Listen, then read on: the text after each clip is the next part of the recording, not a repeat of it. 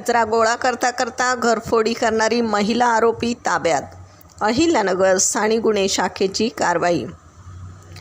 नवी पेठ अहिल्यानगर येथील रहिवासी फिर्यादी आनंद मुथा यांच्या घराचे कुलूप तोडून अज्ञात व्यक्तीने रोख रक्कम, चांदीच्या वस्तू, भांडी असा एकूण 73,000 रुपये किमतीचा मुद्देमाल चोरून नेल्याची तक्रार कोतवाली पोलीस स्टेशनला गुन्हा रजिस्टर नंबर 151 नुसार नोंदवण्यात आली होती.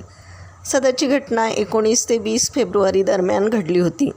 पोलीस पथकाने नमूद ठिकाणी भेट देऊन प्राप्त माहितीच्या आधारे शोध घेतला असता सदरची घरफोडी कचरा गोळा करणारी महिला सविता कुचेकर हिने केल्याचं निष्पन्न झालं.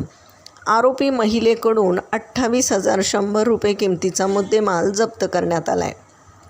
सदरची कारवाई पोलीस अधीक्षक सोमनाथ घारगे यांच्या मार्गदर्शनाखाली पोलीस निरीक्षक किरणकुमार कबाडी, अनंत सालगुडे, सुनील पवार, शाहिद शेख, गणेश धोत्रे, दीपक घाटकर, फुरकान शेख, भाग्यश्री भिटे, ज्योतिष शिंदे या कोतवाली पथकाच्या पोलीस पथकाने केली आहे. प्रतिनिधीसह महाराष्ट्र जनता न्यूज, अहिल्यानगर.